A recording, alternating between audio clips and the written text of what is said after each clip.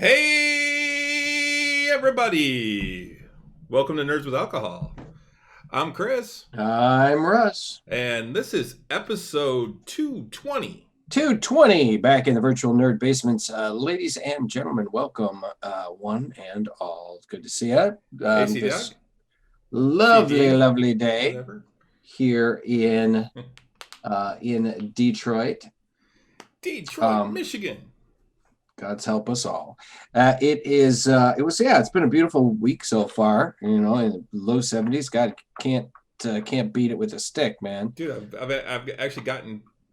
So the new car that I got, well, vehicle, because it's SUV, but it actually has a sunroof, which is the first time I've had one in years. I finally got to use it this week. Twice. Well, shit. That's amazeballs. Um, I just shared a little event. I'm going to let like a heads up, guys, real quick. Shared a little event on the Nerds with Alcohol page. A friend of mine is having a life casting event at the Tangent Gallery coming up in like a couple of weeks. I believe it is For local on. folks here. Yes, for local folks here in Detroit, if you want to head out to this event. It is so you can have your face cast in Hydrostone, or they basically will do a alginate casting of your face, and then you basically leave there with a stone casting of your face. So it's pretty cool. $90 per attendee, includes all materials. All participants are required to participate. All self-selected groups of 2 suggested. Otherwise, individuals will be assigned with a partner. You'll take home with you a copy of your own face. The less hair in your face, the easier. But you don't necessarily have to shave. They'll take care of it.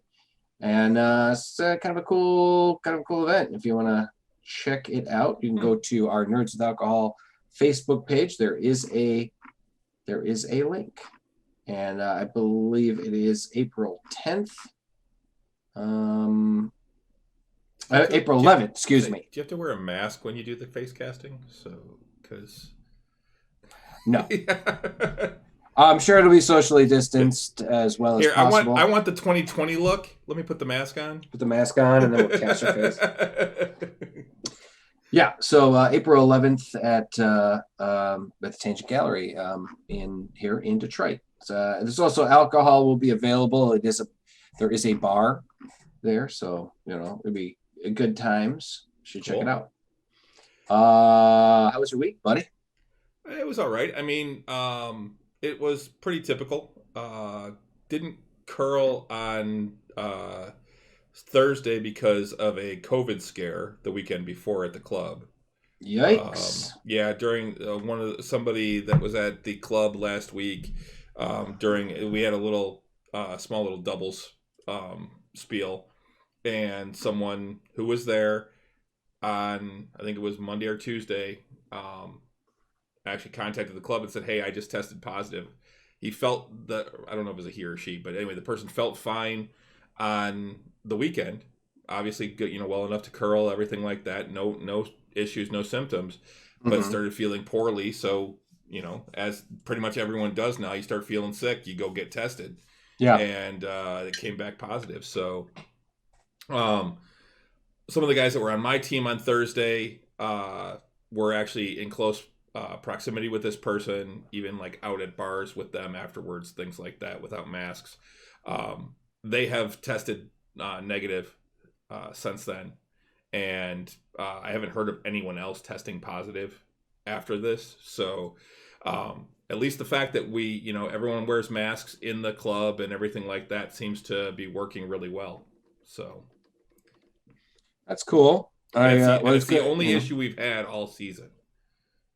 Well, that's not too bad then. There's going to be scares. That's the thing. We're still in this pandemic. I mean, we may be able to see the light at the end of the tunnel, but with these vaccines, but we're still in it, man. Yep. We're still in it, so we got to be careful. Yep. The CDC is now saying that those who are fully vaccinated, now understand that means fully vaccinated, both doses of the 2-dose vaccines, can assemble in small groups indoors without masks or social distancing. But Everyone has to be fully vaccinated. Well, good. You know, I mean, I'm glad that they're saying that shit, you know, because I mean, people really, really are missing gathering. I know I am. Yep. You know, A lot of people are missing gatherings. I've seen a bunch of people saying, "I want to get my vaccines so I can get a hug again." yeah, yeah, for real. Me too. I mean, it's just being able to. I want to be able to hug my friends. You know, Mm-hmm. I remember when I wasn't a, much of a hugger. You know, when I was in my teens and stuff, and then I kind of became friends with enough people that were huggers, you know, like some of my male friends. I'll say Ren Fair hugged that right out of you, didn't it? It did. I fucking did. They're like, "Are you a hugger?" And you're like, "I guess." And my buddy it's Chuck. Still, I mean, it's still a consent thing, but sure, absolutely. But I was actually I didn't realize until I was in my 20s, the whole hugging thing. Right. But I mean, even now, I mean, I've become much more of a hugger than I was. I mean, yeah, definitely. I'm gonna hug the fuck out of everybody. When this is over. When I went over to Ireland, I didn't even think about it. Steve and I just gave each other big hugs because it was the first time we'd seen each other in 15 years. Right. Well, yeah, that's a little different, dude. Yeah. It's Well, best friend from high school, so. Right. Exactly. It's a little different. You get. You definitely give somebody a hug you haven't seen in 15 years or whatever. That's a given. That wasn't me when I was younger, though, man. It didn't matter. Yeah, you were still what up? Yeah, what's up, man? So, just pound it. Yeah. Well, the pounding thing came later, but that came later. Yeah, but the equivalent. 80s, man. It was the high five. It was definitely. But yeah. So other than that, did curl on Sunday. We were able to get that off. Were you at the curling club on Sunday? Yes. So funny because Stella and I were walking Dresden, and we walked by, and I'm like, I wonder if Chris is here. There seems to be a lot of cars. My car was parked right outside, depending on what time you were there. Oh, I'm later afternoon. Yeah, I was there from like just before 4:30 until a little after 7. Oh, we were definitely you were there. Yeah, my car was parked right outside the door. Yeah, I mean, is it? Have I seen it? It's a white Escape, man, just like my old one. Okay. I have a white Escape. What year is yours again? 18. Okay, yeah. So I mean, well, like I said, it's been a long time since it's in your car, man. Yeah. I mean, we haven't been in the same room together in over a year. Hush, youngin. How fucked up is that? How fucked up is that? Yeah. Like when you really think about it, that you and I haven't been in the same room together in over a year. Yep. Wow. It's fucking crazy, man. But yeah, hush, youngin. On the fist bumps weren't always a thing. Yeah, fuck you. Shit. But yeah, so I curled on Sunday, did win my game, so fortunately I did not drop into the bottom 2, so I don't have to play in the play-in game because that was our last game of the regular season, so now we're in the playoffs. So I don't have to play this weekend if I don't want to. I'm still running the league, so I still got to be there, but other than that, we didn't play on Friday night. We do play this Friday, which I'm really excited about. I've been working on getting you guys the info that you need for the game. And other than that, not a lot. I mean, work's been crazy.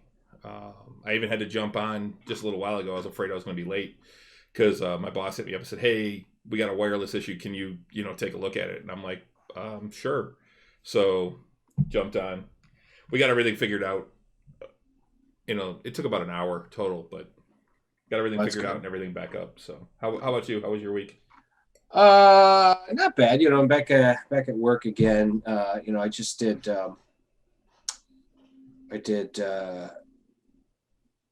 last week and the week before. Was that it? Yeah, I did 2 weeks, and no, this will be my second week. And you just kind of still like blah blah. I was back at work, and we're just doing a lot of repair and cleanup still.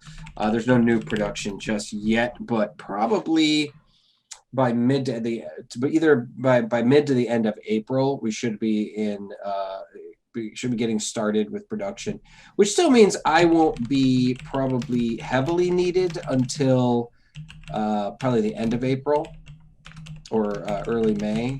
My hope is to be brought in by mid-May. I'd like to get 6.5 to 7 months of work out of the parade this year. We've got a lot of work coming up from what we understand, what's been hinted at. So what we've been doing right now is just clean up and going through stuff. I actually, there was paint. Parade Company, when we're painting our floats, we stick to a color palette. We have a set color palette of about 3 dozen colors that we kind of try and stick to. We'll occasionally Crayola box.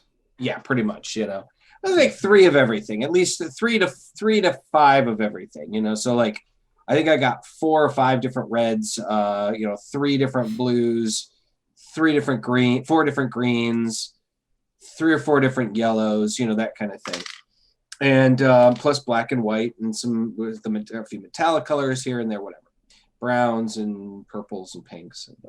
So we try and stick to this one specific palette, though, but occasionally we have to make specialty colors. And quite often we got to hang on to, when we make a specialty color for something, we got to make sure we have some of it left over for touch-ups. If something gets painted a certain color. Flesh tone colors are a good example of that. We have 4 different solid flesh tones that we use, and then we'll do some variations on that. And we have a formula for them and everything. But the previous the painters and the previous head painter and stuff had made a bunch of paint, and just was when he was there, he just had a lot of samples and a lot of this is touch-up paint for this and touch-up paint for that, and floats that are long gone, and we still had the touch-up paint for it. Well, we found out when we came back that we can't use former food containers. We used to use recycled or upcycled Tupperware, plastic containers to put paint in and stuff. Well, that's apparently an OSHA violation. We didn't know, so we can't have anything that was formerly labeled with food labels on it. So anyway, we've been going through a lot of paint. I've been emptying containers, putting them back in other containers, emptying paint and stuff. And the boss was like, hey, let's take this opportunity to clean out the paint room. So we had 15 years of old paint samples. Because, I've been there this is my 9th year. And I was like, I've never had the opportunity or the time to do this, to go through that room and just throw out or get rid of paint. Well, the thing about it, though, too, even though it's acrylic paint and it's considered, non-toxic, you still can't throw away liquid paint. You can't just toss it into the garbage. You gotta open it up and let it dry out. And once it's solid, then you can throw it away. And it's because it dries to a plastic and then it's inert. It doesn't go into the your water system or whatever. Right. Well, anyway, some of these containers are full, and I'm like, well, we can set this paint out, but it'll take 2 months to dry. So what do we do with it? Well, how about we throw it up against the wall? We have this huge facility. We have all these bare brick walls and shit like that, right? So I'm like, why don't we just take this paint and we'll just make a mural? We'll make a Pollock-esque mural. And the other guys are like, fuck it, all right, go ahead, do you, Now, thankfully, all of them are about they're pint containers. They're or quart containers. They're not huge. So it's not like this. It's more yeah, it's more or now the problem is too. I'm trying to the first couple of times you do that, it goes up against the wall, and I realize, oh, I'm way too close.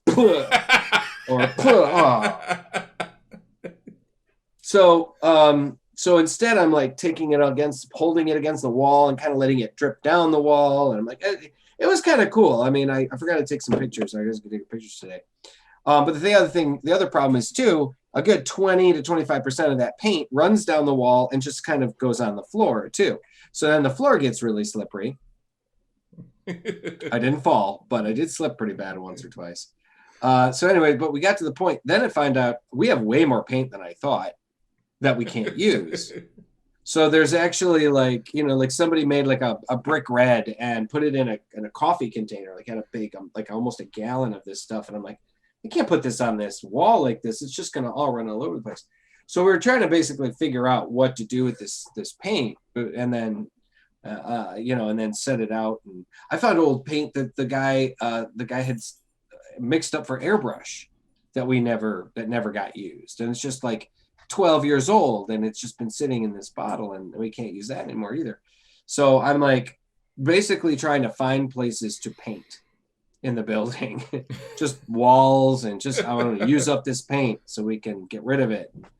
But that was what I did the last 2 days, today and yesterday.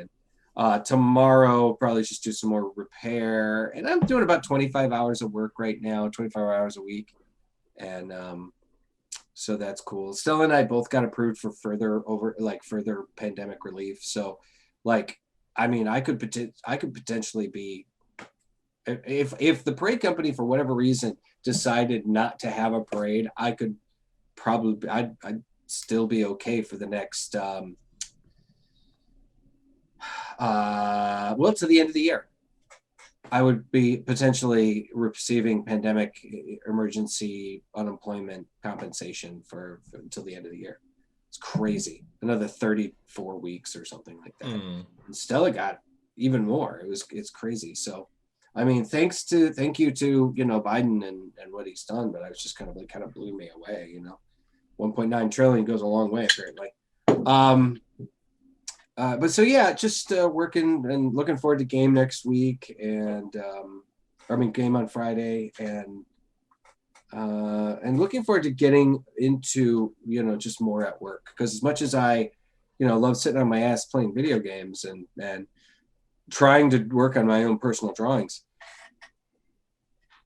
I'm much happier to be more productive, and get up and work at the parade company and do my job and stuff like that. So, I had seen people talking about Ren Fair. People are already getting chomping at the bit for Michigan Ren Fair. It's because they didn't have it last year. Right, exactly. And because we are looking better with the pandemic and with people getting vaccinated, it's looking more and more, a lot of people are fairly confident. Most people are fairly confident that we will be having, that events by the end of summer will be happening again. Events will be happening again, At least here in the U.S. The other parts of the world, they've been really slow rolling out the vaccines because they've been having trouble getting them. Right. Well, I mean, the pandemic has slowed down so many things. I mean, you've got resurgences over in like England and Ireland and things like that because of the variations. Right. And supply lines are taxed, but for all kinds of stuff. I mean, like I read an article. I just saw one kind of come across my feed real quick. I didn't get a chance to read it because it just like blew by. But the fact that there's a circuit board and shortage right now, like circuits and circuitry and trust me, I know all about that. That is delaying a lot of equipment that we need. Exactly. I mean, me as a network engineer, we're building out a new building. We need equipment, and we can't get it because it keeps getting delayed because of a microchip. Microchips, a microchip shortage. Because of the pandemic. A lot of the factories have been either shut down. They were shut down for a long time, or they are just now getting moving again, or they have a lower workforce because people are still, they have to keep, lower numbers in their facilities. I think I read somewhere that there's one of the companies, Logitech, I think, is going to open up 2 factories in Arizona so that microchips can be produced here in the United States again. So we may not have to, but that's months away. So because that is the thing, man. I mean, we are extremely reliant on the Far East because of that, because they're one of the few places that those kinds of things are being made. They're still talking about getting a PS5 or an Xbox S or X is still going to be difficult because of the microchip shortage. Who'd have thunk that we would have a microchip shortage? Yep. It boggles my mind. So, I mean, I was seeing we were talking at work the other day about lumber, about the cost of lumber, of wood, fucking wood. Like back in 2013, wood prices were a lot less than they are now. And part of that is because of the pandemic and a lot of the factories, a lot of the mills, a lot of places where 2x4s are made and whatever else are suffering because of manpower shortages, because they can't, because of the pandemic. Yep. So this is definitely 20 to 20. I'd say we're going to be feeling this. Their after effects, I'd say all the way into 22. So I'd say 20 to 22 is going to be remembered in history as being, probably one of the most difficult times in recent history, in this country and in the world. It's going to be the dark years of COVID-19 or the COVID-19 era. My friends are calling it when the after times come. The after times. The before times and the after when we times. were the before times when we were happy. Yeah. See, for me, the before times are before cell phones. When I did all my stupid shit. Can't prove anything. I didn't do nothing. Yeah, there's no footage. There's none. Yep. There's still photography, and that shit can be faked. Well, shit. Now video these days, yeah. Yeah, you can fake anything. You can fake a lot of things with computers. How fucked up is it that the deep fake videos and stuff are so realistic? It's so amazing. I saw somebody do one of those. I saw a meme where somebody took, the deep fake ones where you put somebody's face and your friend's face on Luke Skywalker or whatever. Somebody had animated like a old painting of Henry VIII, and it was just like the way it was singing. It was singing "Never Gonna Give You Up," and it was just it was a Rickroll. Yeah, it was a Rickroll, and it was just they must have taken like that that painting of Henry VIII and put it on the video and whatever. It was nuts, man. I'm just like the stupid crazy shit you can do. I mean, the youthening technology they're using to make actors look younger. Like if you watch, we haven't actually discussed. We haven't gotten around to discussing Coming to America yet, have we? No, because I haven't seen it yet. Okay, you have to see it, but there is. I'll watch it this week. Oh, good. Yes, please do. And we can discuss it next week. There's at least two scenes where they make Eddie Murphy and Arsenio Hall look young, make them digitally younger so that they can do like a flashback scene to the first movie. And it's impressive, man. It's like people were saying it's even better than the stuff that they did in that in the movie with De Niro, The Irishman, that they made more recently on Netflix, which I still haven't watched. I'll tell you, man, one of the hardest things about doing this podcast, probably the hardest thing, is keeping up. Yes, I've noticed that too. There's too much stuff to keep up on completely, right? Because we don't get paid to do this, right? Exactly. We actually have other things that we do. We've realized, and so I mean, we can't keep up on video games and all of the anime and all of the movies and all of the shows because this isn't our job. This is something we do for fun because we love pop culture. Exactly. I mean, I do the best thing. I do the best I can because I am a media junkie. I consume media and I love it. But I mean, there's so many shows that I can't keep up on that I'm trying to keep up on. The ironic thing, like I'm a huge superhero junkie and I'm behind on all the superhero shows. Except for Winter Soldier, which we're going to talk about, And because there's only been one episode.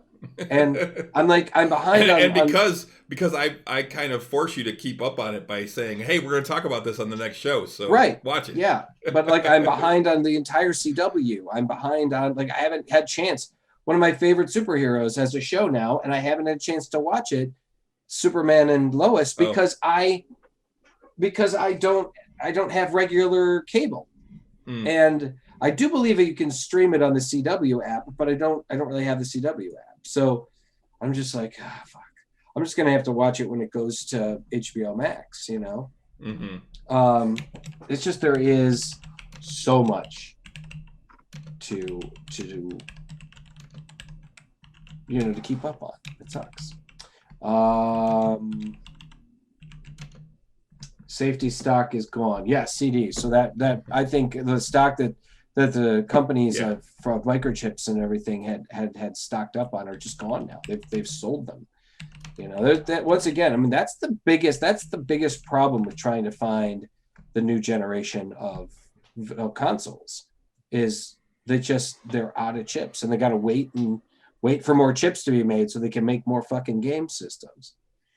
Yeah, and it's basically a trickle of systems based on demand. Yeah, exactly. So that's why I'm glad I got mine when I did. Yep. So, what are you drinking, dude? I am drinking a pretty damn new beer. I actually got it the day that it was released in the stores here. It is a new beer from one of my favorite breweries, Bell's, called Juicy Gossip, and can't really get a good. There we go. Oh, that's a good shot. It's in there. So, it is a juicy pale ale.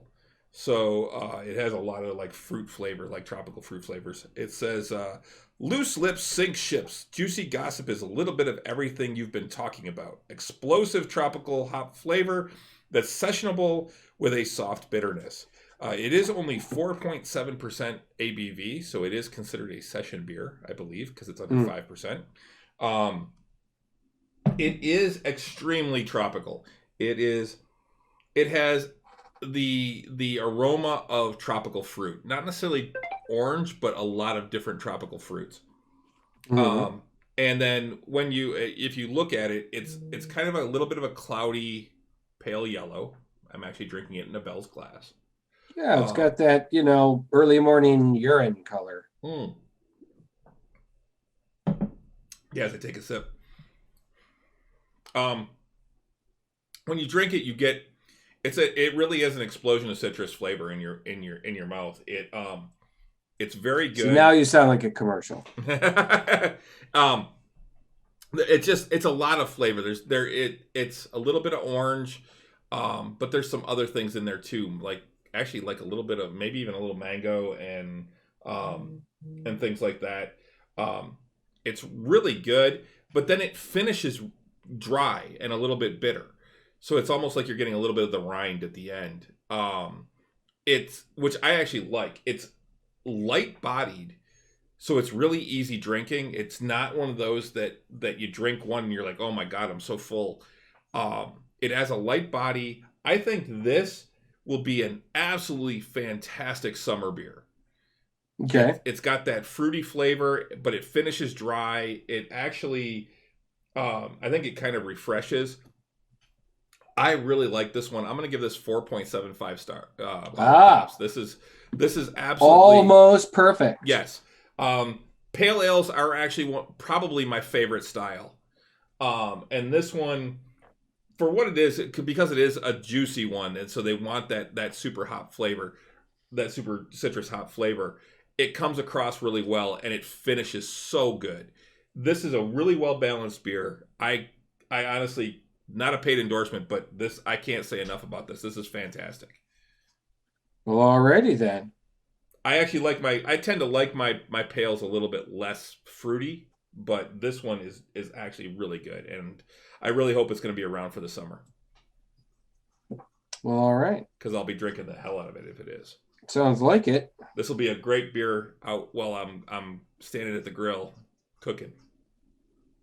I'm gonna try and do more grilling this year. I do have a kind of nice grill, and I haven't used I didn't use it at all last year, and I think I barely used it the year before. So I do I so love much. grilling. I Yeah. do. I Well, do. it's I'll a little do. harder for me. I mean, my girlfriend's not a meat eater, so I'm like, if I grill, I grill for Neither's my myself. wife, dude.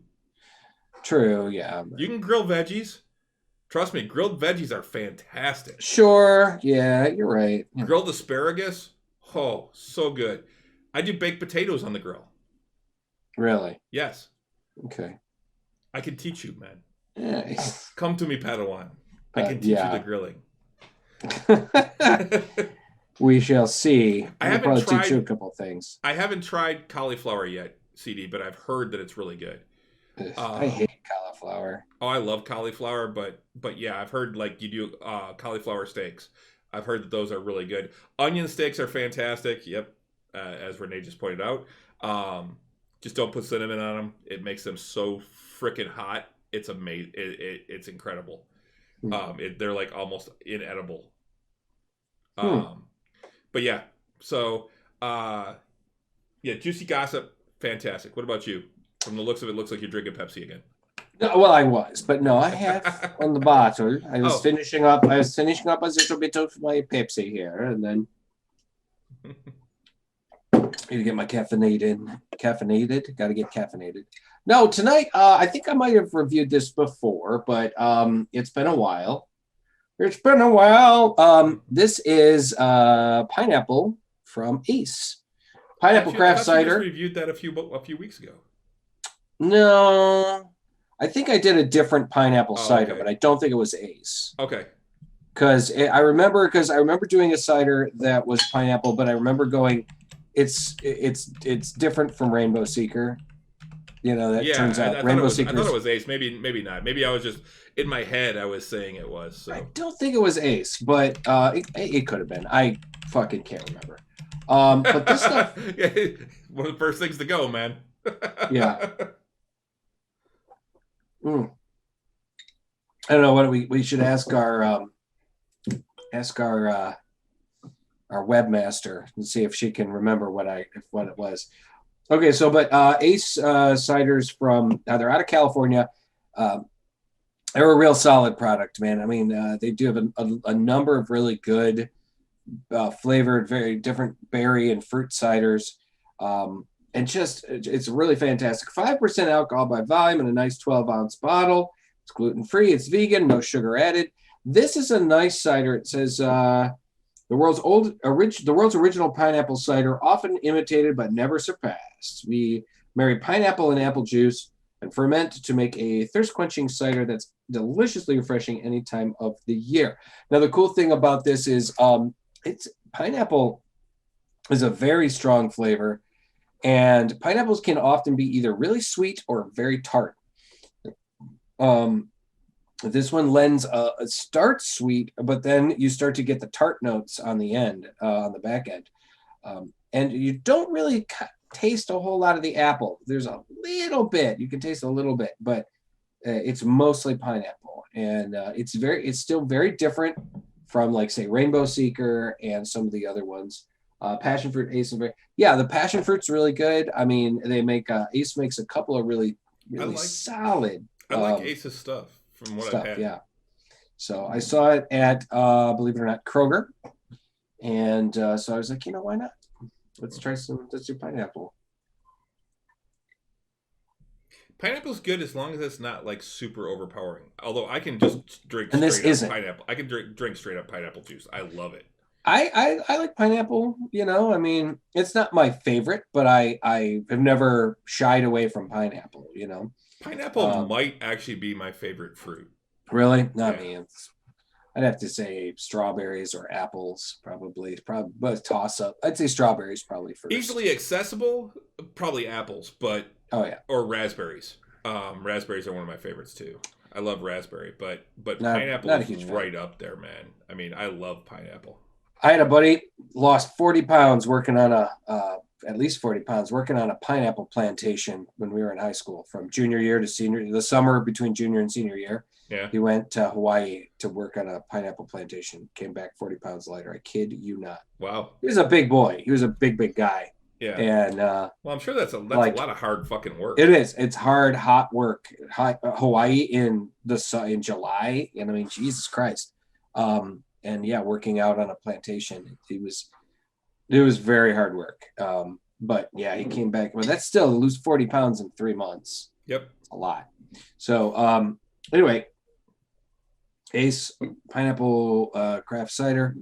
Guys, check it out. If you like pineapple, it is definitely the pineapple or the cider for you. And you were again Juicy Gossip. Is that what it was? Juicy Gossip. Yep. Juicy Gossip. All right. CD CD got some Dragon's Milk. Yeah, some Dragon's Milk Reserve, which is the peanut butter stuff. Yeah.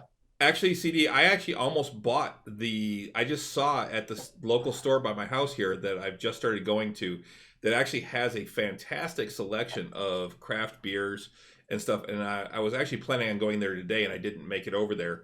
I actually was going to pick up the Left Hand Brewing peanut butter stout. They actually have it there. And they also have the, was it the strawberry stout or something, or raspberry stout? That's what it is. And I was actually looking at picking up both of those the last time I was in there, so I might have to pick those up when I go up there later this week, probably tomorrow or the day after. So, but yeah, so we should move on. Yeah. Well, one of the things we can hit on real quick is, because we don't want to do spoilers, but the Snyder Cut came out last week. And my spoiler-free review is, holy shit, was it better than the theatrical review? Release. Wow. I mean, yes, it's long. And I sat down figuring, all right, I'm only going to watch like half of it. I'll watch the first half, and then I'll go do something else, and I'll come back and watch the second half. I sat there through, and because it's broken up into, 6 parts? 6 parts. Yeah. So I'm like, I'll watch the first 3 parts. It's about 2 hours, and then I'll go do something else, and I'll watch the last 3 parts later or the next day. And I sat there, and I'm like, I got through the first 3, and I'm like, no, you know what? I'm just going to go use the bathroom. I'm going to come back, and I'll make some popcorn now, and I'm actually going to sit and watch the rest of the movie because I'm actually enjoying this movie. Yeah. It wasn't fantastic. I won't say that it was the greatest thing I've ever seen, but it was so much better than the theatrical version that it made it feel like a really good movie. Yeah, I gotta agree. I gotta agree. It was leaps and bounds, and I said this on my Facebook. Leaps and bounds better than the original. It was. It was long, and there were times when I felt like they probably could have cut some things for time, but I'm glad they didn't, because we needed this version. We needed to be able to see what the movie could have been without Joss Whedon's meddling, without him completely screwing over the film. It was almost a completely different movie. It was. It was very much a different movie. Yeah, there was a lot of replaced. Like I said, he had taken out everything that Joss had filmed, and it was all Snyder stuff. Everything was. All of the fight scenes were a little bit longer, or they were slowed down or sped up. They actually said that. I made this joke to Renee when I was talking about it. I said, where Michael Bay puts his girlfriend explosions in every movie, Zach's and J.J. Abrams puts his girlfriend lens flare in every movie. Zack Snyder puts his girlfriend slow-mo in every movie. Yeah, and I mean, they said that a full 10% of the movie is in slow motion. Wow, that's amazing. I heard that today on Nerdist. They were saying, yes, a full 10% of the movie is in slow motion. That's funny. I had no idea. Well, you think of makes it longer. You're right. Yeah. you think about the scene with the Flash where he saves the girl that The Flash's scenes are one of the big ones because but those I liked. Right. because for him, it's that you're seeing the world the way he sees it, which is basically that everyone else is moving so slowly. Right. Exactly. When he activates his power at the movie. So yeah. I liked how they took out a lot of the, and we can't go into too many details. We're gonna do a real kind of review, but they take out a lot of the inane kind of Joss Whedon humor that just didn't fit for this. You know, it's one thing for Joss Whedon humor to appear in a show like Buffy or Angel, or even to show up in, you know, in the Avengers, where he made that movie from start to finish, where it fit. It felt appropriate, the dialogue and whatnot. But you know, where Aquaman sits on Wonder Woman's lasso and suddenly just like opens up to the group. I mean, I thought that was actually really funny. I actually really enjoyed that. It was a funny scene, but it didn't really fit. I felt it didn't fit in the tone of the film, and I'm glad it didn't appear in the Snyder version. So I certainly I was, and so many of my friends that have watched this have been like, oh my God, this is so much better and it's so incredible. One of my friends did say, though, that he had serious problems with, one of the main problems that he had with the film was with some of the things, with the original film, the theatrical version, with some of the things that Snyder had kind of put in that was still there in the Joss Whedon cut, like the male gaze that was responsible for the way the Amazons looked in this film. You know, if you compare the way the Amazons were depicted in Wonder Woman and the way the Amazons are depicted in Justice League, worlds apart. They're in much more like provocative costumes in this movie. And where in Wonder Woman, which was directed by Patty Jenkins, it makes a lot more sense. It's much more respectful, you know. So that was one of the problems that he had. And I go, well, I can't debate you on that one. That's true. Yep. What you're saying is true. That still was kind of a problem. And I wish that was something that could have been fixed, but there's no way they would have been able to reshoot all of the Amazon stuff. There's no way. It would have been way too expensive. So overall, an amazing film. So many improvements that were made. I'm hoping I'm going to talk to Scott Mullen and see if he wants to jump on coming via satellite from Florida, since he is a DC Comics expert as well. And I would love to hear him chime in our discussion of the Snyder Cut. Now, the other thing that has happened with the Snyder Cut is that it has been immensely successful. Its numbers on Rotten Tomatoes have essentially doubled. They've gotten a 95% for fan reaction and like 75% for critic reaction. And that's amazing. It's an amazing improvement from the theatrical cut. And I'm loving it.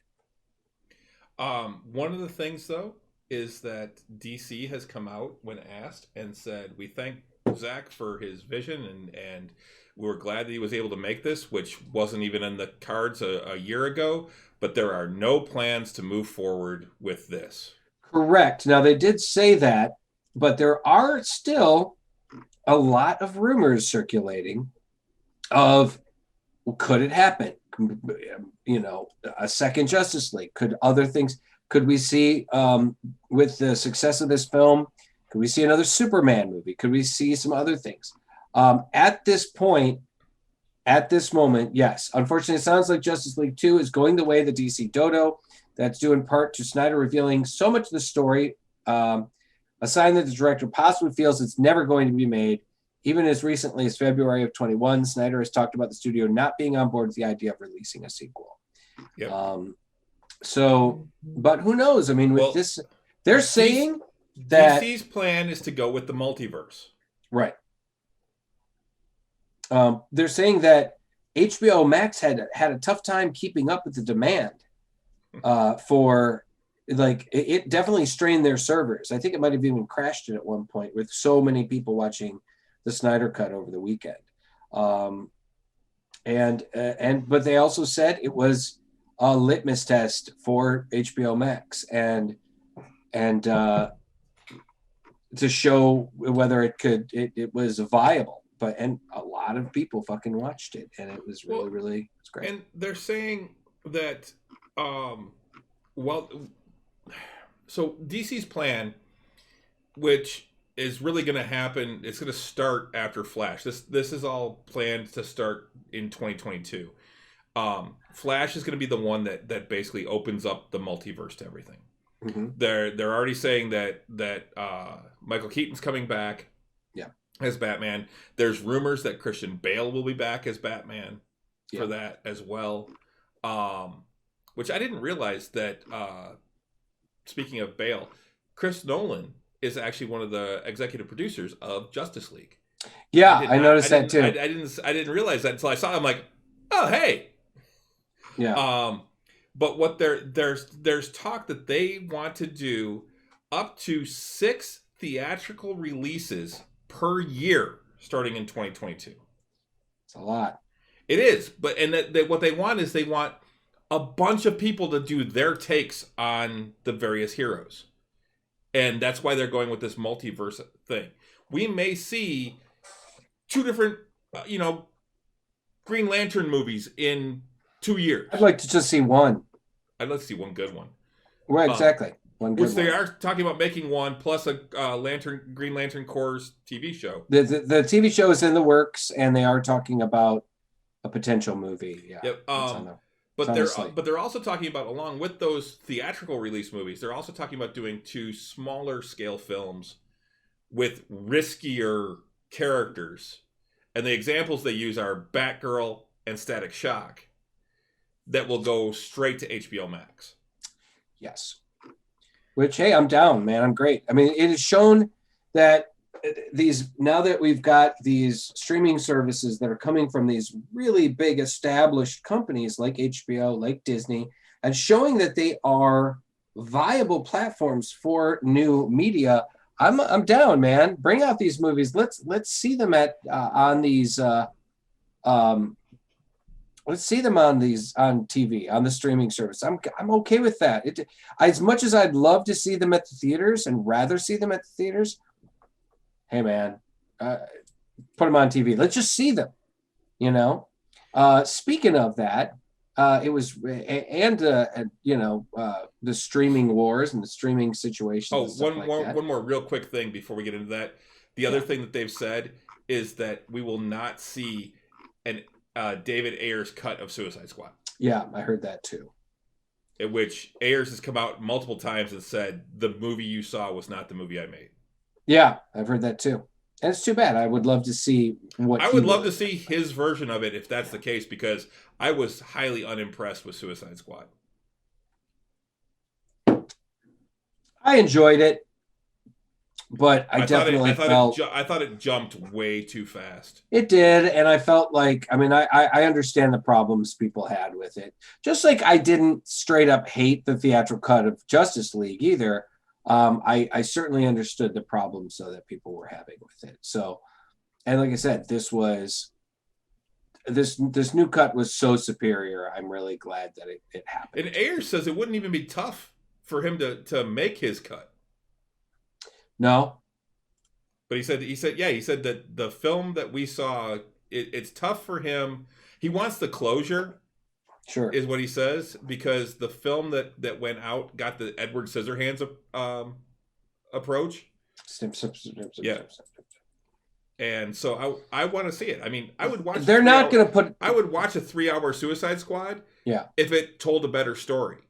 They're not going to put it out. That was my issue with Suicide Squad. Is it felt like it should have been a 3-hour movie that was crammed into 2 hours. Sure. And that they cut so much out that I'm like, why? Where the fuck are we going with this now? All of a sudden, they're not going to make one though, because they got James Gunn's Suicide Squad coming out in a couple months. So that's they've already got the Peacekeeper TV show lined up after that. Oh yeah, they're already working on it. Yeah, it's already filming. Yep.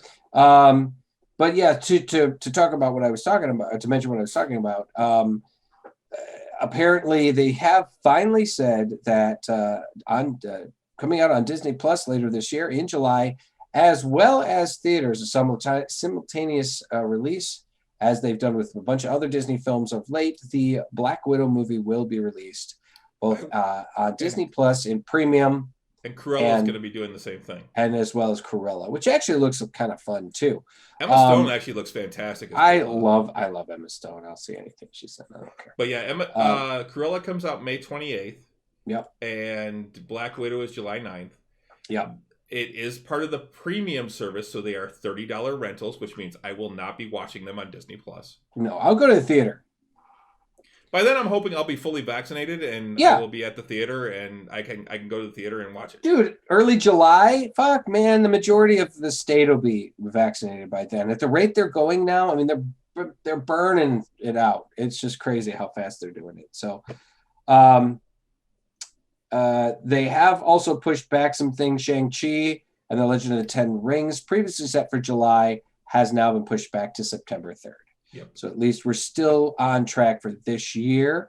They also have not said anything about Eternals. So my guess is that Eternals is still slated for like November or whatever it is. I think it's like It was November. Yeah, that's when it was.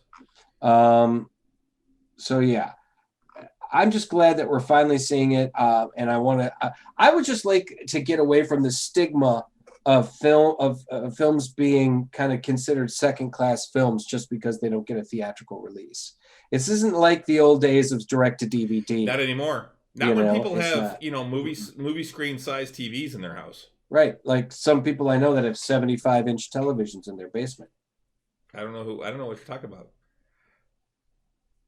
You don't know what you're talking about. We haven't been in the same room in a year. We talked about that earlier.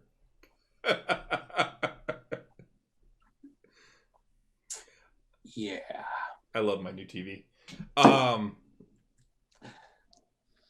So yeah, Black Widow and Cruella to debut simultaneously on Disney Plus and in theaters. But once again, I'm not paying $30 to see Black Widow. I'll go to the theater and pay, I'm not paying $30 on top of what I already paid for my subscription to Disney Plus. That's exactly.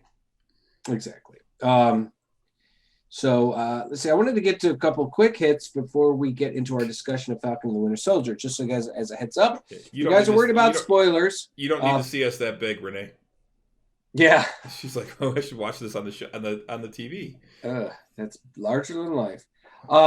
The Falcon and the Winter Soldier. We're going to be dealing with some spoilers probably. So if you guys don't want to watch that, you may want to tune out in a few. But for right now, a couple of things. There is Hawkeye, the Hawkeye TV show that Disney Plus is developing and working on right now, is being filmed and stuff, and due out I think next year. They're already looking at a potential spinoff. It's already in the works for Disney Plus for the character of Echo.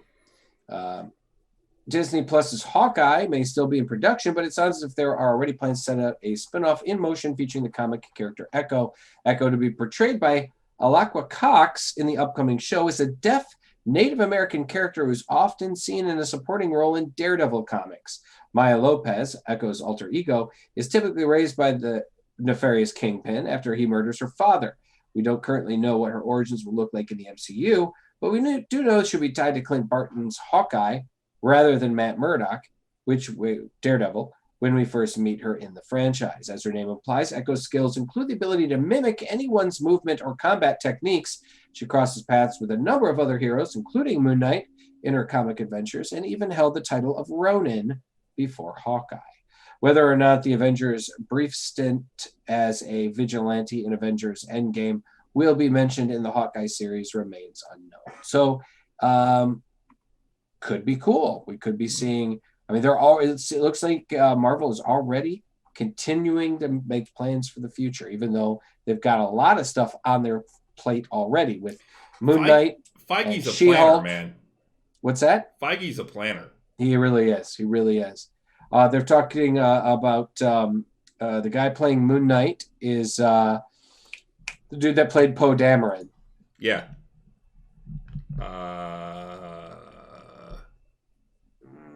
can't think of his name right. My brain.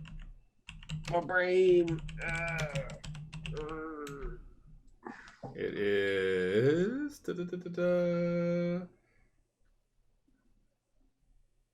Oh, come on. You're not going to tell me his name? You didn't IMDb it? No, my IMDbing it. Yeah. Oscar Isaac. Oscar Isaac. I knew it was Isaac, but I'm like, that's not his first name. You know, the thing is, if you had said Isaacs, I would have gotten it. Oscar Isaacs, they've already talked about the intense physical training that he's going through to properly portray Mark Spector or the Moon Knight. So it's been really intense. There's a lot of conversation about the She-Hulk show and how that's going to be fantastic and everything. So keep your eyes open, guys. There's so much coming in the MCU. It's ridiculous. We also have news about the Batwoman TV show. Now, unfortunately, the Batwoman TV show, although it does have some dedicated viewers, it's not doing as well as people would like. The showrunner, the number one on the call sheet, Ruby Rose, who played Kate Kane in season 1, left the show at the end of season 1 or after season 1, saying that she was done playing the role. Now, they did not kill off the character of Kate Kane, and instead they brought in a new character to be Batwoman, a character known as Ryan Wilder, played by Javicia or Javicia. I can't remember. I don't know how to say it. Javicia Leslie to be Batwoman. Like I said, an entirely new character that was never, as far as I know, existed in the comics either. They altered the costume a bit, and she is the new Batwoman. Well, they have now recast Kate Kane in the show, and the character of Kate Kane will be returning to Batwoman on some other level. They've also stated that even though they're saying that Batwoman will most probably be canceled after season 3, they are currently in season 2 right now, but it has been renewed through season 3, that it'll probably be ending after season 3. They did say, though, the CW did say that they still have further plans for the character of Batwoman, and that she will most probably be seen in other venues, such as perhaps Legends of Tomorrow, or having her show up in other shows and whatnot in the Arrowverse. So maybe The Flash or whatever else. We shall see that. Hopefully that she'll still be around. Helen Mirren, the lovely Helen Mirren, big fan favorite, has been cast to play the villain Hespera in Shazam! Fury of the Gods. Shazam! Fury of the Gods is the sequel to the Shazam film starring Zachary Levi as Shazam, as the titular Shazam Captain Marvel. Helen Mirren will be playing Hespera, the daughter of Atlas, and serve as the film's primary antagonist, and continues Mirren's recent run of tackling fun franchise roles. She currently enjoys a recurring role in the Fast and Furious movies, having last appeared in the spinoff Hobbs and Shaw. My favorite for her, though, I think, is still Red. Oh, Red was so great. She was so great in that. She's amazing. Looking forward to seeing that. They've also announced that DC is working on a Zatanna movie. Zatanna, the mistress of the mystic arts, the daughter of Zatara, Zatanna. Zatara. Zatanna is the daughter of Zatanna is the daughter of Zatara. Yes. And thank you. I think actually they've actually had established that his first name was not Zatara. I'm trying to think what it is, but it's like it might be like Giovanni. I think it was Giovanni or something like that. Zatanna, a fan favorite character, famous for having mystic powers that a very powerful mystic. As long as she speaks the commands in backwards English, the words pronouncing the words backwards, pretty much she can do anything. Like a very, very powerful sorceress. She is. They're working on this. There's rumors that the Zatanna film will either lead into or spring from a Dark Justice League or Justice League Dark film. Well, yeah, they are also working on a Justice League Dark film. Yes, they are working on a Justice League Dark film. The going rumor now is that it could potentially feature Keanu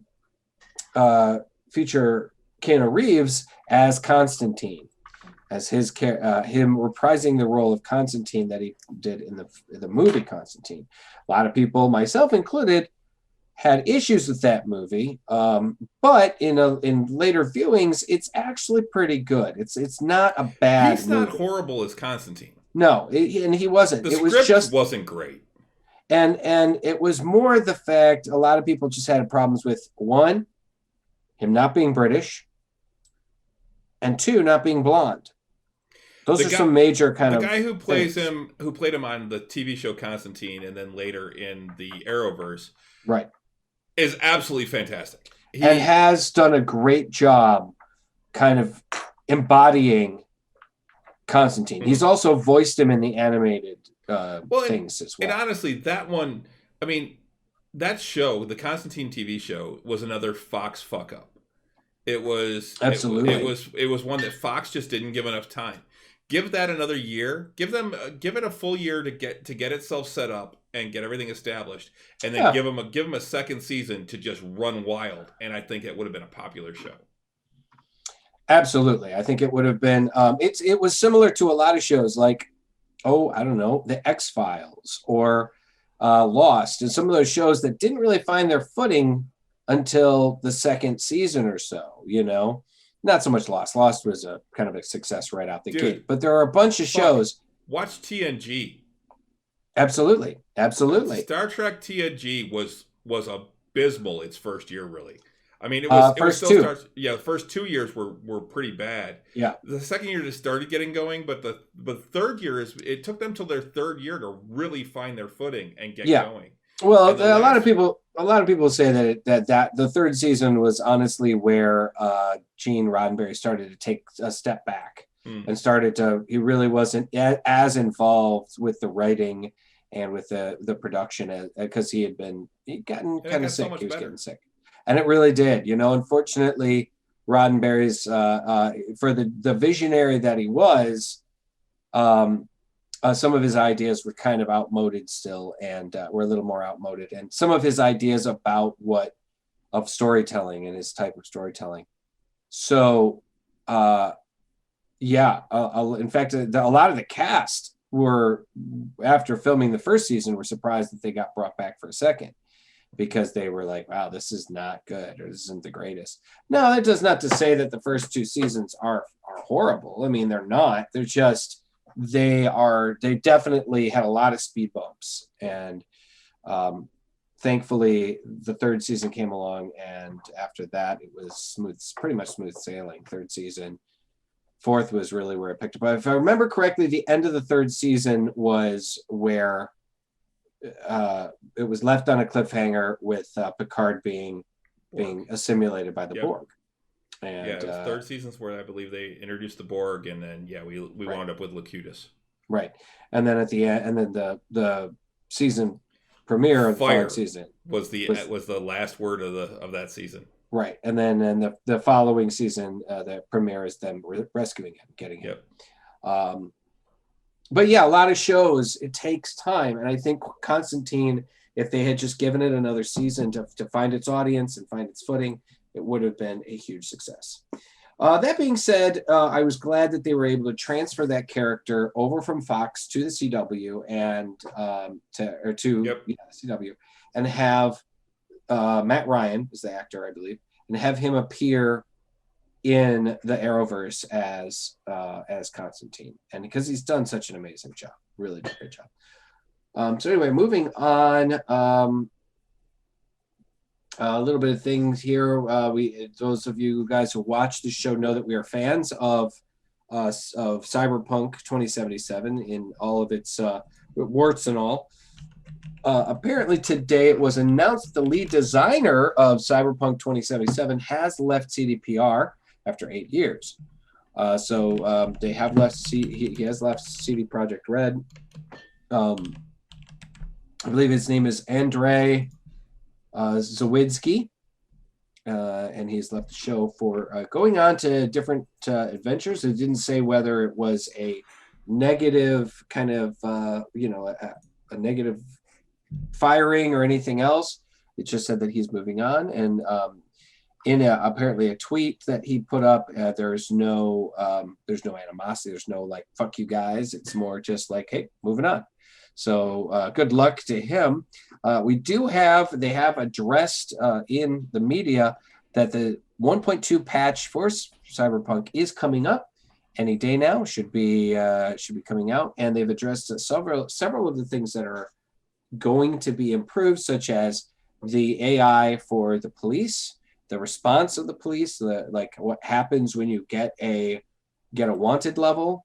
Also, they are talking about tweaking and fine-tuning the driving controls. So driving is more realistic, it's better, and just less all over the place. You're not going to just bounce off the...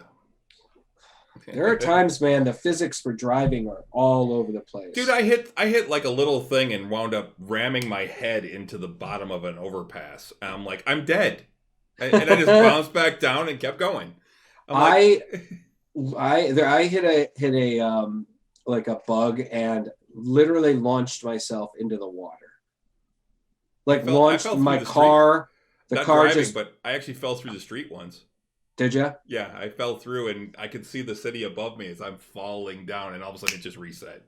Yeah, I think I did that once too. That happens sometimes with games like this. You accidentally kind of just fall through a hole in the you miss a triangle somewhere, and you just your feet slip through the triangles, man. It happened on Skyrim. It happens. It's one of those things that happens every once in a while. It's kind of neat when it happens, but anyway, so yeah, big with the 1.2 coming. They've also said that it's not going to be really much in the way of like content or anything. This isn't a content update. This is a big fix kind of thing. It's another big fix, which means they're going to break something else, like the last big fix. Probably, yeah. But here's hoping that that's not the case. That's what they're saying. Because of the hack that they had like 2 months ago, the production on this patch got pushed back another month. There's another one that Renee just brought up. Try and go through a window and get shot backwards 100 feet. Yeah. I had that exact same thing happen. She's like, "What the fuck?"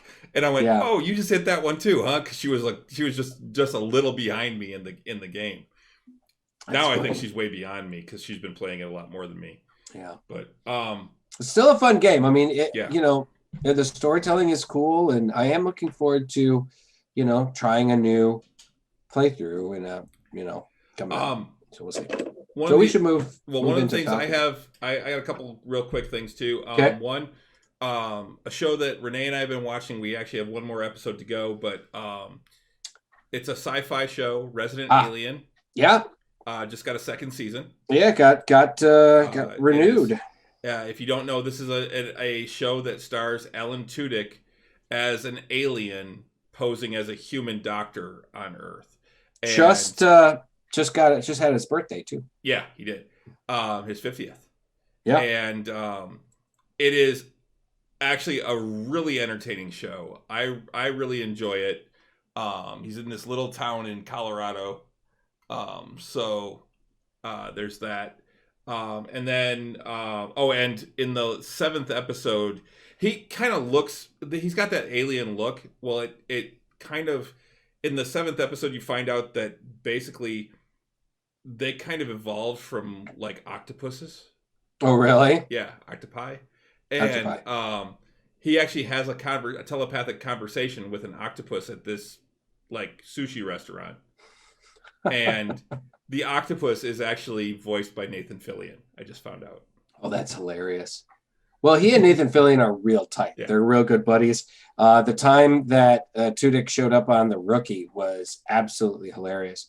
Yes. Speaking of, we've had I think we've had 3 weeks since a new episode of The Rookie, and I'm starting to lose my shit. I want to know when they're going back. I love The Rookie. And then one other thing I wanted to bring up real quick is we are 3 days. This Friday, we get Invincible.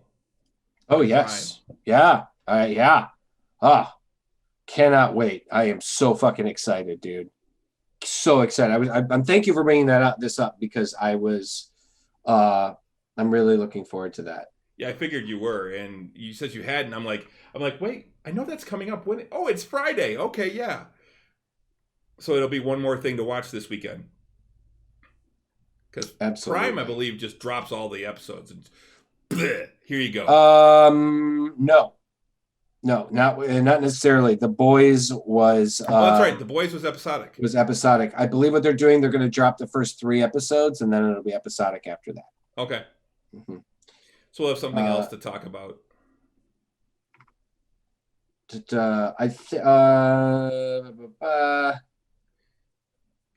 Right. That's what it is. Octopi is wrong because you're actually putting a Latin ending on a Greek word. Oh, so yeah, octopuses is actually correct, as bad as it sounds. I see. It's looking like we'll finally see the next episode of The Rookie this coming weekend. Cool. So the 28th. I think there was a couple of things like the Grammys it got preempted for the Grammys, and then the week before that there was something else. So the last episode was on the 6th. So. Well, we should move on to Falcon and Winter Soldier. We should. Okay, so spoiler warning. Spoiler warning, everybody. Episode 1 of the Falcon and Winter Soldier. Now, we had previously stated that we were guessing the show was going to run 8 or 9 episodes, like WandaVision. We are mistaken. We were mistaken. It is going 6 episodes. I had actually heard that it was going to be 6 because it's going to be longer. Any of the shows that are going to be the 45-minute length are going to be 6 episodes. Anything that's a half an hour is going to be 8 to 9. So this one ran just short of 45 minutes. I have heard that the next one will be 50 minutes, 50. So we are these shows are a lot longer. The last couple of WandaVision were a little longer, but yes, they were. But for the most part, they were like half hour, roughly. sitcoms. Yeah. If they had run on network television, they would have run about an hour, with 22 minutes of commercials. Yep. They probably would have been. They would have to tweak it a little bit, but they also had 8 minutes of fucking credits. Credits, yeah. So. This one also has long credits, but not quite as long. And no extra scenes in the credits. Right. There's no extra scenes in the credits. Just as before we get into this, real quick, on Disney Plus, there is also a hour-long documentary on the making of WandaVision called Assembled.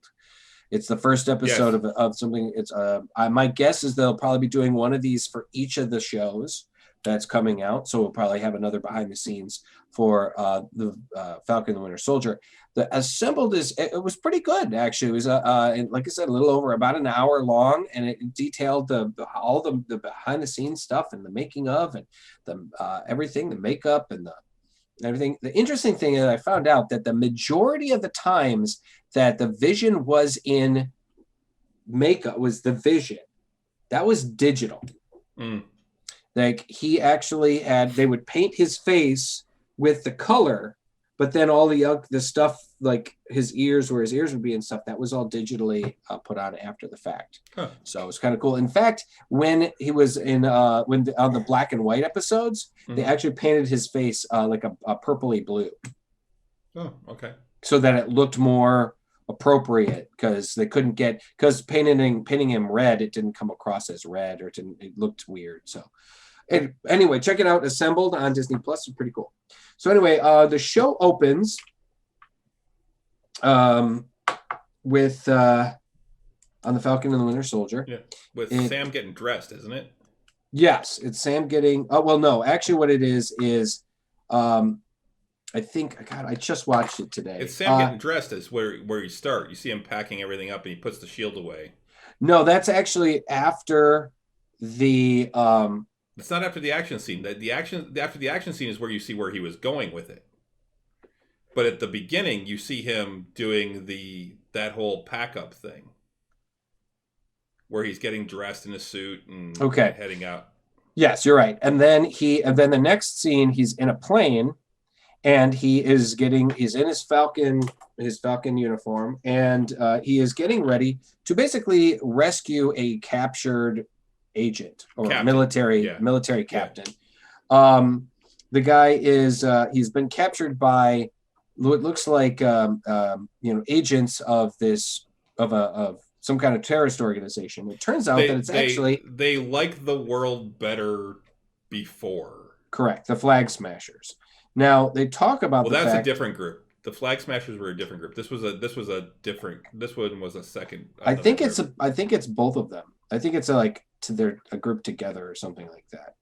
Yeah, lame name, generic org is what this one was basically. So anyway, there's a terrorist group. They've got there's military plane. They've taken the plane, and it turns out it's Batroc the Leaper, who we saw in Winter Soldier. He went hand to hand with Captain America on that ship near the beginning of Captain America: Winter Soldier.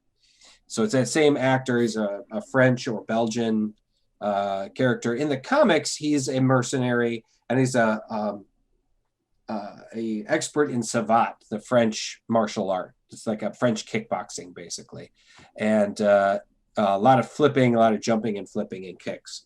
And anyway, so the Falcon goes up against this guy, and there's a lot of aerial, gymnastics, a lot of him flying around in that awesome jetpack. He flies up to the plane and kind of because basically it's a U.S. military plane, and they're worried that that they're going to try and take the plane. So he flies up and he looks in and he sees the pilot dead and another guy flying, and he calls back. He's like, they already hijacked the plane. Blah blah blah. Right. He's talking to his agent on the ground. His eyes. And he's got And then the guy sees him and he's like, oh shit. And he's like, poof, gone. Yeah. And what's funny is the pilot is like, did you see him? There's a guy out there and I'm going to kill you. And just smacks him in the head. It was Batroc. And so thankfully, Sam's got the backup of his Red Wing kind of little AI. Yeah, Red Wing was pretty badass. It is pretty cool. That's a badass little fucking, little Red Wing, get him flying off my droid tail. Or whatever it is. What's that? Red Wing, get him off our tail. Yeah. It's got like a little minigun. It's got, missiles and it looks like it's also and a laser. It looks like it's also part of his afterburner, like part of his jet, his his booster. So anyway, they get onto the ship or they get onto the plane. There's fighting. The guys, the terrorists are wearing glider suits and like base jumping glider suits, and they grab the guy, strap the guy in, and then jump off the plane because apparently this dude is important. I don't know. So they jump off the plane. He's chasing after them. He's fighting them in air. He's activating their parachutes that they're going off. Now there's a chopper shows up, and now they're headed towards Libyan airspace, and they got to get out. He's got to save them in like 90 seconds, or they're going to be in Libyan airspace. And then we've got an international incident. They'd even said, go ahead. Sorry, not to interrupt, but CD just brought up a good point. They somehow got into those glider suits in like 2 seconds. Yeah, that's kind of in the middle of a fight with the Falcon. Yeah. I didn't dig that either. Yeah, but my guess is maybe they had them on already. They had like Velcro suits over, and they just the stripper ripped them off. Ripped them off. So anyway, we did see Batroc did survive, so I'm sure we're going to see that guy at some. Honestly, though, one of the come coolest up like a scenes bad penny. was them getting into the helicopter from the glider, Yeah, where they yeah, would just like they were like flying along, and then they would just like turn sideways and fold up, and you right into the yeah. Just go helicopter. in. You know, I'd be like, be careful. You got to watch out for them rotors, man. You know those things. Well, Sam almost hit him at one point. The Yeah, rotors. yeah, he did. So it's pretty cool. He ends up saving the guy, saving the day, and everything. And then we see, and it's pretty cool. And we see him. He's got his eye in the ground. This guy, it's another military guy. I believe it's Joaquin. The character actually has shown up in the comics as the new Falcon. When Sam was Captain America for a while, there was another guy who was an Inhuman or a mutant or something like that. I think it was a mutant. No, I can't remember now. I think it was mutated actually, and it was just basically a guy with actual biological wings and hawk-like features, and his name was Joaquin, and I think that's the same character. And they just haven't given him powers or anything, and but he's basically his kind of local contact when it comes to his local military contact. So they're sitting down and they're chatting about things while Sam is kind of working on some of the on a circuit board for Red Wing. He's like, every time you guys touch it, you fuck it up, kind of thing. Yeah. Well, and the guy brings up, he shows him like he's looking around with his phone too, and he's like, "Oh, there it is," and he takes a picture. He's like, "Look." And there's a digital signature that just appears in the middle of the air. Yeah. It's for the Flag Smashers. Exactly. So we're talking about the paramilitary terrorist organization called the Flag Smashers that exist in the comic books, where they're basically actually what it is. The organization was called Ultimatum, and the Flag Smasher was their leader, and his agenda was basically to destroy nations and to be a unified one world government, which honestly is kind of a cool idea. Well, and that's what they bring up in this, is that they want the world to go back to what it was during the blip, which was a unified world with no borders. Right. Now, my guess is that's kind of an oversimplification, because Joaquin did say they wanted to go back to the way it was with the blip. They thought it was better. Trust me, it wasn't. Well, right. And Sam says usually if it's better for one group, it's worse for others. Right. And so then he kind of was like, okay, I gotta go. And he's like, where are you going? And he's like, moon stuff. Washington. What are you doing there? Moon stuff. Because Joaquin did talk about, he's like, well, there's rumors online that, Captain America is, up on a secret moon base, kind of keeping an eye on all of us. And he's like, you don't have to listen to those. I guarantee you don't have to take those people seriously. So, you didn't like fly him up there? Yeah, fly him up there. So then you see Sam is now in Washington at the Smithsonian, and he's presenting the shield at a exhibit for Steve Rogers as Captain America, and talking about what a wonderful guy Steve was, right, and about how nobody could replace him, and he's an inspiration, and how in the troubled times that we're in now, we need the men and women to hold up these icons, and about how the shield was the greatest symbol that he'd ever known, and things like that. And so it was basically Sam giving up the shield. And we also saw James Rhodes was there as well, and which is cool. I like Rhodey, and I like Don Cheadle as Rhodey. I like Don Cheadle as Rhodey too. And so he's there, and he asks them, they go, hey, let's go take a little walk. And so they're walking through the exhibit, looking at all of the memorabilia, the various different things. And I like that they threw both MCU and comic book stuff in there. Yeah, it was pretty cool. Yeah. And they had the cover of Captain America 1 and stuff. Right, and they had like an Alex Ross painting of him and stuff like that. Some really cool stuff. And he was basically just kind of he related the idea that he said that the first thing he said when Cap handed him the shield was, it feels like it belongs to somebody else, and Cap was like, it doesn't. And it just it shows that Sam doesn't feel like he's worthy Right. of the shield. So he decides to give it up and give it to the Smithsonian. And my problem with that is, and he knew, and he would have known that the government is not going to let this, $1 billion, or $500 million disc of vibranium sit in the Smithsonian. They're going to use it for something. If anything, they'll put a replica. I'll say they'll put a replica in the Smithsonian, right? And you had to know, Sam can't be so naive as to think that if he doesn't take up the shield, the government isn't going to put somebody else in. And that was one of the things that problems I had. But we get to that later. They talk, and it's a really cool kind of talk, and they're like, hey, I'll see you later. And then in the meantime, we actually also got to see some of Bucky. Right. We saw some of Bucky.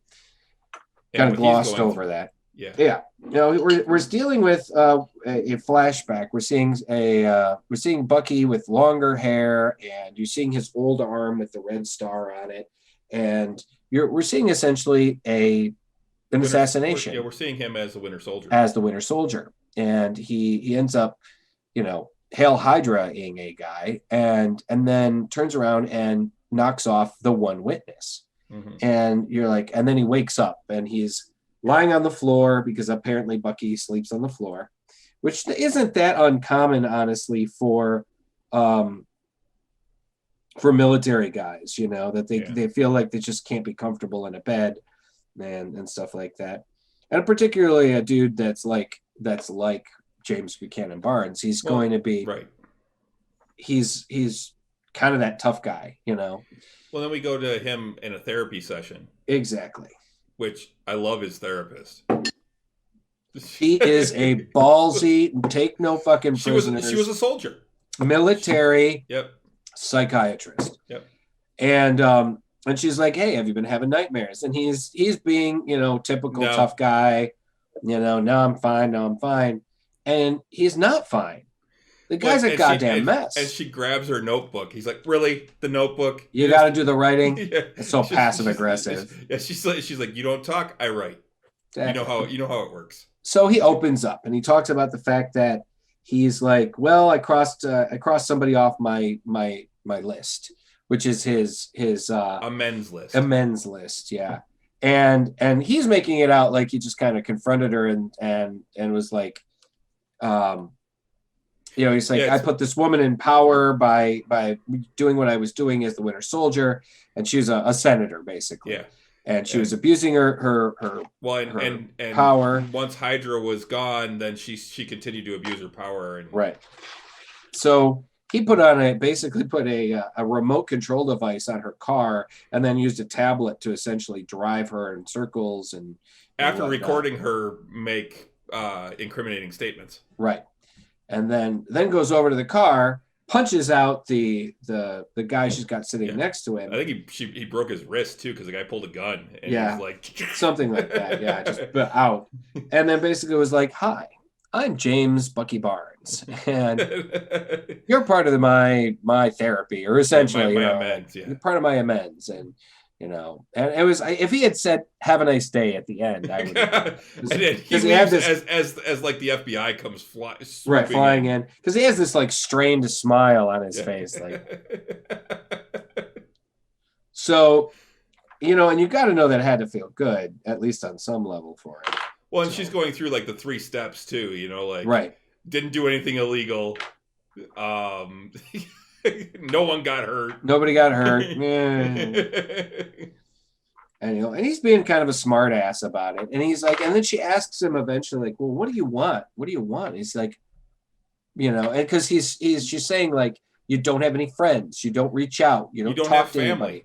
You don't have family. She pulls up his phone and says, you don't have 10 numbers in here, and you keep avoiding the texts from Sam. Yeah. So the only person you've called in the last week is me, and that's sad. And that's sad, And she makes the point, like, you're 100-year-old man. How about you've got to reach out, you've got to connect, and he's like, and he said, like, I've been just going from one fight to the next for 90 years. You know, I had a little bit of quiet when I was in Wakanda, and then I jumped back in again. And she asked him, "What do you?" I've had 90 years of going from fight to fight. Fight to fight, and she's like, "What do you want?" And he's like, "I want some peace." And she's like, "Bullshit." I was a soldier, you know, and she talks about like the quiet nights and about how, you know, you don't want that, or you know, things like that. So, and this whole amends thing is part of his parole. Yes, yeah, or part of his pardon. His pardon, yes, his pardon, because he got pardoned. Yes, it's probably probably part of what Steve did, like probably before he like kind of left and whatnot, was make sure that Bucky got a pardon. Personally, I helping love, against Thanos too. Yeah. Personally, I love her. I think she's hilarious, and she's going to be. We're going to see her a bunch of times in the show, I believe. So it should be fun. Yeah. So then he leaves. Yeah, it looks like both of them wind up in counseling. So at some point, yeah, it's couples counseling. Yeah. So then we see him hanging out with this very old man, and at first I thought maybe he was maybe a friend from during the war, because or the son of somebody, or something, because the guy is really old, and as far as I know, there's very few World War II veterans alive these days. Most of the ones that are alive were the guys that were the youngest guys that were in the army at the time. And that's why I was thinking he might be like somebody's son. Yeah. That he knew or something like that at first. Yeah. So, and the guy, he's an old Asian American gentleman, and they go to lunch, and the guy kind of helps him, flirts with this young waitress so funny. For him. Yeah. Like hooks him up with a date, you know, and you're like, wow. He's like, she's cute, man, too. this is like a dance, man. And you just, you know, oh yeah. I haven't danced since 1946. It feels like. It feels like, yeah. 1943. I think 43. Yeah, it was 43. And so Bucky's trying to. You can tell he's maybe not being completely forthright with this old guy either, and but it's honestly, it's hard to tell somebody like you're 106 years old. You know, I mean, he makes the joke with this girl. She's like, "Oh, how old are you?" On the date. Yeah, I'm 106. And which would be about right, you know. Yeah. Why do you wear gloves? I got poor circulation. Poor circulation. I'm like, that's one way to say you have a metallic arm. Right. A highly advanced Wakandan built vibranium arm, you know. So his arm costs probably more than Cap's shield does, you know. So, but he, you know, she says some stuff to him about how he's, because and during the lunch, you know, the old man talks about how he lost his son, and it's really affecting him, and then she talks about it too, about how it's really affecting him. And then and she brings up one of the things that she brought up, which is something that is true, is that she says, you know, someone who loses their spouse is a widower. Yeah. Or a widow. That's a really great point. Yeah. Is a widow or a widower. Yeah. Someone who loses their parents is an orphan. Right. But there's no word for someone who loses their children. Right. Or their child. Yeah. Because it's the worst possible thing that could happen to someone. Right. And I don't have children, but I'd have to agree with that is probably the absolute no parent should outlive their child. That's one of the sayings I've heard a lot, and I agree with that. Yeah, absolutely. So they at that point, he's like, excuse me, and he, you know, kind of abruptly excuses himself, and he goes back, and you think it looks like he's going to probably talk to the old man about, you know, what happened, because the old man opens up the door and he sees the shrine, and you can see it's the witness from from that assassination that he killed. But he kind of chickens out and he doesn't say anything. Gives him money for lunch. He's like, I remembered I owed you for lunch. Right. And then you see his book, and that's the number one lit. That's the number one name on his events list. Yeah. Like he killed somebody that was completely innocent. And it's just like, man, it's just rough. So now we're flashing back now. We're going to Sam at his hometown. And he's dealing with the fact that, and we're seeing, one of the things I liked about this is that it shows like it's only about 6 months after Endgame. Yep. So it's showing that, well, Sam has been working with the government, he's been working with the military, and and trying to get back, But he was gone for but he 5 was years. gone, right, for 5 years. He was one of the people blipped. And it was hard on everybody. His sister, he goes to get together with his sister, and he and his sister have the family business, and she was obviously running it while he was away. And they're basically a fishing boat Yep.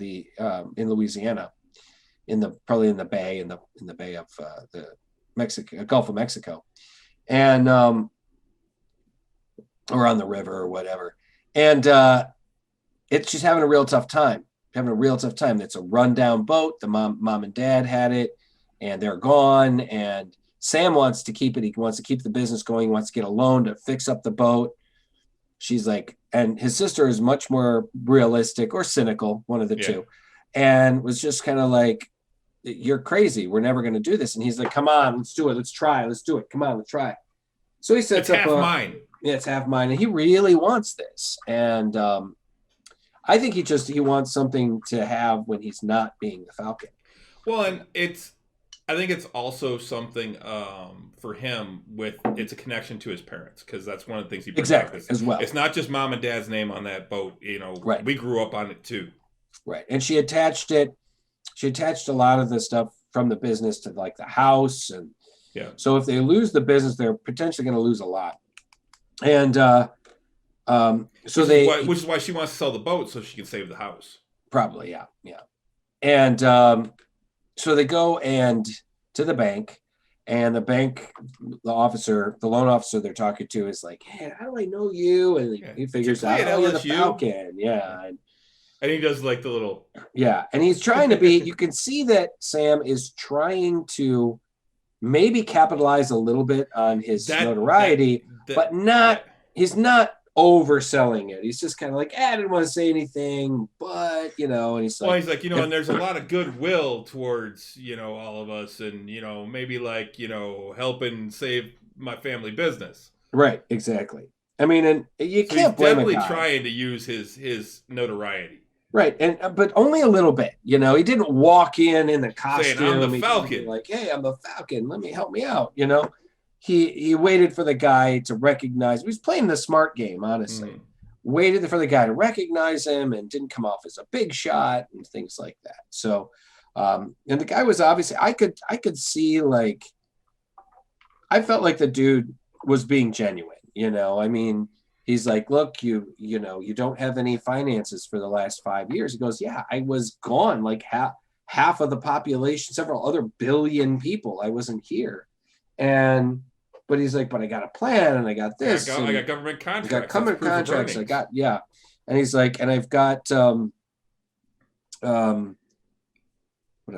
know we qualify for an SBA loan, which is a small business association loan. Right, and he was like, "Yeah, but there are a lot of people back now." Well, he said under the old rules. Under the old rules, right? Yeah, but because there's so many more people back asking for help, and the restrictions are a lot tighter.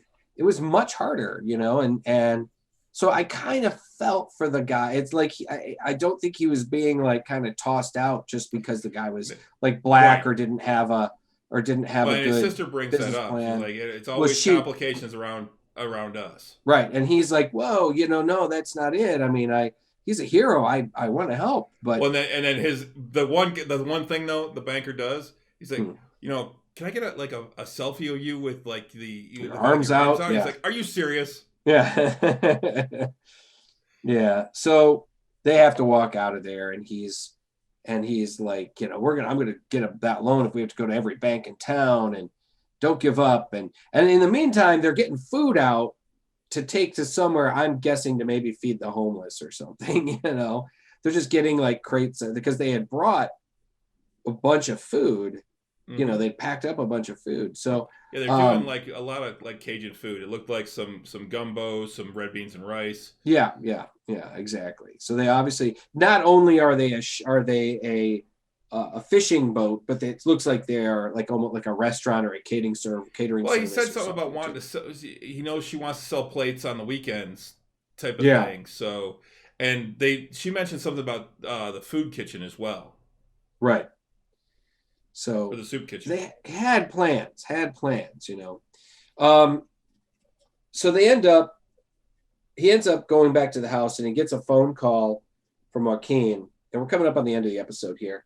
And where Joaquin basically, because we also saw a scene where Joaquin was looking into these Flag Smasher guys. And I can't remember, I couldn't tell exactly I don't remember which country he was in, but he was in another country. It looks like Switzerland. Maybe Switzerland or something. But looks like there was some kind of bank heist or something, because they said, I do remember them saying like, "Hey, they've got the money," and these guys jump out of the window of the building. It was a flash mob thing to start with. Is what exactly it like a distraction. It was a distraction, and the guy comes out with these big duffel bags full of money, essentially. And he jumps out of a second-story window and just lands like it's nothing. It just lands like it's no big deal. And then Joaquin watches him kick a guy like 20 feet like it's no big deal into a pole that breaks and like breaks the guy's back. Essentially, I'm guessing. And then so Joaquin like confronts him, and the guy like disarms him immediately, knocks him the fuck out. Picks him up, body slams him, and then curb stomps him. Yeah, and he's out. And then Joaquin survived it, thankfully, and then calls Sam to let him know. He's like, these guys are really strong. You don't think he's and then the Falcon's like, we'll get back to you, and let me get back to you, and then hangs up with him. And then the sister comes in from the other room and it's like, Sam, you've got to see this. And then we see, and it goes to the footage in Washington where the guy that had told Sam earlier in the day or earlier in the episode that he had done the right thing by turning the shield over to them. You see him talking about how we need new heroes. I'm guessing that's like the Secretary of Defense or something probably like that. Something like that. And about how we need new heroes, and this is a new hero. This is the new. Yeah, and it's my honor, as you know, to represent the President of the United States and America in general. Commander-in-Chief. The Commander-in-Chief. Yeah. And to introduce to you the new Captain America. And he, this, and then the guy comes out in uniform, and he's holding Cap's shield, and he looks at the camera, and he's got a kind of a sideways smile. And then a little wink, and people are like, and Sam's like, he's like, holy shit, I made this grand gesture, and it's only been a couple of days, and they've already got another guy in the suit now. Thankfully, it is a different suit. It's not Steve's Captain America costume. From what I've seen, the dude definitely has a chin. Yes, well, it's actually the guy playing him. That's Kurt Russell's son. Oh, is it? Mm-hmm. Kurt Russell and Goldie Hawn's kid. Okay. It's not the elongated man from the Flash. Although it's too bad that guy got fired the fuck off the show. But yeah, this is going to be U.S. Agent. It's John Walker, later, who in the comic books is now known as the U.S. Agent. Which I always thought was kind of a cool play on words, USA Agent. I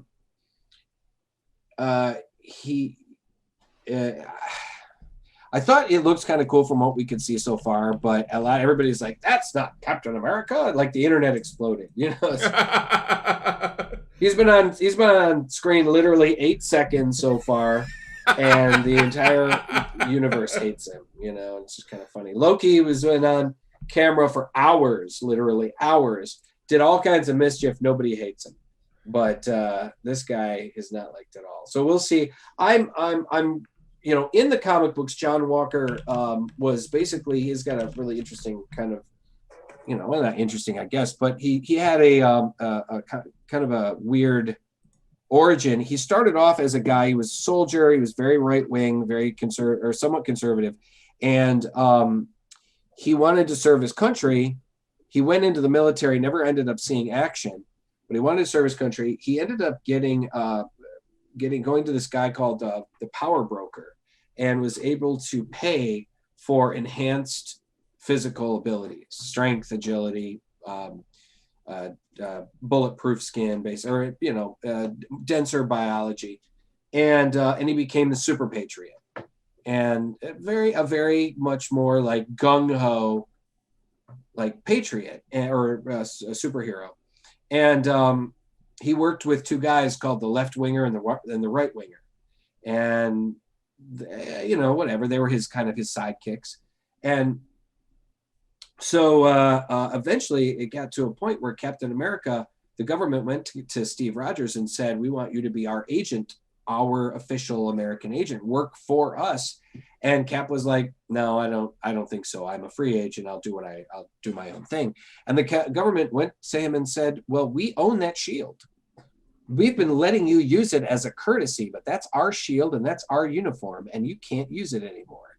And so so Steve Rogers went, clang, took off and said, "All right, fine," walked out and was like, "I'm out of here." And then he created a new uniform that was all black, red, and white, and he was known as the Captain for a while. And he got another shield, and I think he got one from Black Panther, and it was slightly different. And he operated as the Captain until he was able to kind of make amends, make peace with the government, with the American government. A part of it was like a shadowy kind of shitty part of the government that really wanted to control him, and he ended up, kind of defeating them and reclaiming the uniform from John Walker. And John Walker was like, "I've always looked up to you." I mean, they fought it out a bit, but he was like, "You deserve it. You're the guy in the suit." So, and then John Walker took over his black, red, and white uniform as the U.S. agent. And then over the years, he's had different uniforms and stuff like that. But John Walker had become, been a superhuman in his own right and a hero in his own right. And in fact, they have a miniseries right now that's being published right now called The U.S. Agent. Yeah, so I really want to see where it goes. I'm interested. The first episode was pretty much a setup episode. It was not spectacular. It wasn't fantastic. Yeah. It didn't blow your socks off. Yeah, it didn't really wow me. Yeah. But I want to see where it goes. I have a feeling it's going to take probably close to half the season to really get going for this one. I mean, it took WandaVision a few episodes to really get going. Oh yeah, so many people for WandaVision really didn't dig it until at least the third or fourth episode. Yeah. And it's true. I mean, they were trying something with WandaVision. Yep. And personally, I loved it and I thought it was very successful, but there were a lot of people out there that were like, "What the fuck is this black and white shit?" Kind of like how people reacted to the Snyder Cut, with the fact that it was shot in 4:3. Yeah, that weirded me out. Yeah, but apparently he shot it that way because he's a big fan of IMAX, and that's the way you have to shoot things for IMAX. So yeah, a lot of people didn't like WandaVision because of that, and or at least because of the black and white stuff, and that's what people are gonna have to just give it a minute. The first episode is setting up things, and now the next 5 episodes we're gonna see them go up against the Flag Smasher. We're going to see them go up against Zemo. This looks like, from what I understand, Baron Zemo is the villain of this show. Yes, he is the big villain. But yeah, so we should wrap things up, though. We should. It's getting late. But thanks everybody for joining us on this lovely Tuesday night, our regular edition here at Nerds with Alcohol. Remember, we will be covering the Falcon and the Winter Soldier for the next 5 weeks. So if you are, and we're not taking time for spoilers on this one. Nope. People are always kind of watching it. They're going to be watching it and everything. And comes out on Friday. We talk about it Tuesday. Spoilers and all. So I mean, it's just that's the way it is. We will. Are we planning next week to talk about in full the Snyder Cut? I think next week's Snyder Cut. Anybody that's going to see it, it's not like it's in the theater, so you've got time to see it on HBO Max. Alrighty, I'll talk to Scott and see if he's available to jump in on Tuesday next week. And So yeah, so if you haven't seen the Snyder Cut yet, we do highly recommend it, guys. 4 hours, yeah, it's a little long, but it's well worth it. It doesn't drag. It's not like you're like, oh God, when is this going to end? It's like it really felt like. I mean, I was halfway through it, and like you were saying, you only planned on watching half of it, and then the other half the next day, and it didn't feel like Well, it still felt like 4 hours, but it was. But it wasn't. Yeah, it kept moving. It wasn't. It kept moving. Yeah. So, guys, be sure to join us every Tuesday night here on Drinking Nerds on Twitch at 8 o'clock for Nerds with Alcohol. You can download and stream all of our episodes of all the places you can find quality podcasting. Ladies and gentlemen, we're on iTunes, the Google Play Store, Spotify, Stitcher, iHeartRadio, radio.com, and of course, you can download and stream all of our episodes directly from I can't even speak tonight, I guess. Directly from www.nerdswithalcoholshow.com. We are, of course, on Twitch at Drinking Nerds and also on YouTube at Drinking Nerds. You can follow us on most of the social medias. We are on Facebook, Nerds with Alcohol Show. We are on Instagram and Twitter, Drinking Nerds. And if you search for Drinking Nerds on Untapped, the beer drinking app, send us a friend request. We will get you added. Exactly.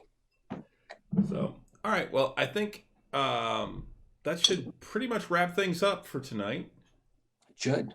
So, yeah. Well, I think then on that note. Until next time. Slancha.